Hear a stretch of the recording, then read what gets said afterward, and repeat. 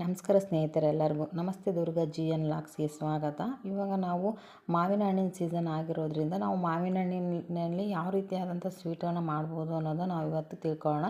ನೋಡಿ, ಈ ರೀತಿಯಾಗಿ 2 ಮಾವಿನ ಹಣ್ಣನ್ನು ಫಸ್ಟಿಗೆ ತೊಗೊಂಬಿಟ್ಟು ಅದನ್ನು ಕ್ಲೀನಾಗಿ ತೊಳ್ಕೊಂಬಿಟ್ಟು ಈ ರೀತಿಯಾಗಿ ಚಿಕ್ಕದಾಗಿ ಎಲ್ಲ ಹೆಚ್ಕೊಂಡು ನೋಡಿ ನಾವು ಇದನ್ನು ಇವಾಗ ಮಿಕ್ಸಿ ಜಾರ್ಗೆ ಹಾಕೋಣ. ಇದನ್ನು ನಾವು ನುಣ್ಣಗೆ ರುಬ್ಕೋಬೇಕು. ರುಬ್ಬುವಾಗ 1-2 ಸ್ಪೂನು ಸಕ್ಕರೆನ ಹಾಕೋಣ. ಅದು ಚೆನ್ನಾಗಿ ಇನ್ನು ಸ್ವಲ್ಪ ಸ್ವೀಟಾಗಿ ಬರುತ್ತೆ.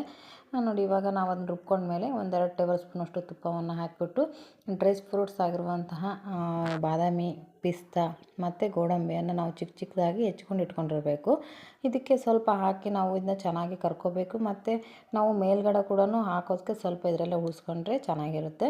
ನೋಡಿ, ಈ ರೀತಿಯಾಗಿ ನಾವು ಹಾಕಿಬಿಟ್ಟು ಚೆನ್ನಾಗಿ ನಾವು ಕರಿಬೇಕು. ಇದರಲ್ಲಿ ಅಂದರೆ ಒಂದು ಸ್ವಲ್ಪ ಫ್ರೈ ಮಾಡಬೇಕು. ಕ್ಲೀನಾಗಿ ಬ್ರೌನ್ ಕಲರ್ ಬರೋವರೆಗೂ ನಾವು ನೀಟಾಗಿ ಫ್ರೈ ಮಾಡ್ಕೊಳ್ಳೋಣ.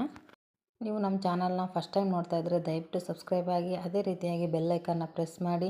ಈ ವಿಡಿಯೋ ನಿಮಗೆ ಇಷ್ಟ ಆದರೆ ಲೈಕ್ ಮಾಡೋದನ್ನ ಮರಿಬೇಡಿ. ನೋಡಿ, ಈ ರೀತಿಯಾಗಿರುವಂತಹ ನಾವು ರುಬ್ಬಿರುವಂತಹ ಮಾವಿನ ಹಣ್ಣಿನ ಇದನ್ನು ನಾವು ಇದಕ್ಕೆ ಹಾಕಬೇಕು, ರಸವನ್ನು. ನೋಡಿ, ಈ ರೀತಿಯಾಗಿ ಹಾಕಿಬಿಟ್ಟು ನಾವು ಒಂದು 5-6 ನಿಮಿಷ ನಾವು ಇದನ್ನು ಕ್ಲೀನಾಗಿ ಕುದಿಸ್ಕೋಬೇಕು. ನೋಡಿ, ಕುದಿಸೋದು ಮಾತ್ರ ನೀಟಾಗಿ ಕುದಿಸ್ಬೇಕು, ಇಲ್ಲಾಂದರೆ ಅದು ಸ್ವೀಟು ಚೆನ್ನಾಗಿ ಬರೋಲ್ಲ. ಅದಕ್ಕೋಸ್ಕರ ನಾವು ಲೋ ಫ್ಲೇಮಲ್ಲೇ ನೀಟಾಗಿ ಇದನ್ನೆಲ್ಲ ಈ ರೀತಿ ಬಾಡಿಸ್ಕೊತ ಕುದಿಸ್ತಾ ಬರಬೇಕು. ಅದು ಚೆನ್ನಾಗಿ ಕುದ್ದಿದೆ ಅನ್ನೋದಕ್ಕೆ ನೋಡಿರಿ, ಅದು ನಾವು ಸ್ಪೂನಲ್ಲಿ ಈ ರೀತಿಯಾಗಿ ಅಂದರೆ ಅದು ಪ್ಯಾನ್ಗೆ ಅಂಟೋದಿಲ್ಲ. ಆ ರೀತಿಯಾಗಿ ಚೆನ್ನಾಗಿ ಅದು ಬಂದಿದೆ ಅಂತ ಗೊತ್ತಾಗ್ಬಿಡುತ್ತೆ. ಇವಾಗ ನಾವು ಇದಕ್ಕೆ ಸ್ವಲ್ಪ ಸಕ್ಕರೆಯನ್ನು ಹಾಕೋಣ. ಒಂದು 2-3 ಟೇಬಲ್ ಸ್ಪೂನ್ ಹಾಕೋಣ. ಯಾಕಂದರೆ ನಾವು ರುಬ್ಬಬೇಕಾದ್ರೆ ಸ್ವಲ್ಪ ಹಾಕ್ಕೊಂಡಿರ್ತೀವಲ್ಲ, ಅದಕ್ಕೋಸ್ಕರ ಇವಾಗ ಒಂದು 2-3 ಸ್ಪೂನ್ ಹಾಕೋಣ. ನಿಮಗೆ ಸಿಹಿ ಇನ್ನು ಸ್ವಲ್ಪ ಕಮ್ಮಿ ಅನಿಸಿದ್ರೆ ಇನ್ನು ಸ್ವಲ್ಪ ನೀವು ಕೂಡ ಹಾಕ್ಕೋಬೋದು. ನೋಡಿ, ಈ ರೀತಿಯಾಗಿ ಕಾರ್ನ್ ಫ್ಲೋರ್ ಹಿಟ್ಟನ್ನು ನಾವು ಒಂದು 2 ಟೇಬಲ್ ಸ್ಪೂನಷ್ಟು ನಾವು ಕಲಿಸ್ಕೊಂಡು ನೀರಲ್ಲಿ ಇಟ್ಕೊಂಡಿರಬೇಕು. ಇದು ಎಲ್ಲ ಕ್ಲೀನಾಗಿ ಎಲ್ಲದು ಮಿಕ್ಸ್ ಆದಮೇಲೆ ನಾವು ಇದಕ್ಕೆ ಹಾಕ್ಬಿಟ್ಟು ನಾವು ಕುದಿಸ್ಬೇಕು. ಕೆಲವರಿಗೆ ಸ್ವೀಟ್ ಅಂದರೆ ತುಂಬಾ ಇಷ್ಟ ಇರುತ್ತೆ. ಅವರು ಈ ರೀತಿಯಾಗಿ ಒಂಥರ ಡಿಫ್ರೆಂಟಾಗಿ ಮಾಡಿಕೊಂಡು ತಿನ್ನೋದ್ರಿಂದ ಖುಷಿ ಪಡುತ್ತೆ. ನೋಡಿ, ಕಾರ್ನ್ ಫ್ಲೋರ್ ಹಿಟ್ಟನ್ನು ಈ ರೀತಿ ಹಾಕಬೇಕು. ನೀಟಾಗಿ ಮಿಕ್ಸ್ ಮಾಡ್ತಾ ಬರ್ತಾಯಿದ್ದೀನಿ. ತುಂಬ ಚೆನ್ನಾಗಿ ಬರುತ್ತೆ. ನೀವು ಮ್ಯಾಂಗೋ ಸೀಸನ್ ಮುಗಿಯೋಷ್ಟರಲ್ಲಿ ಒಂದು ಸಾರಿ ಟ್ರೈ ಮಾಡಿ.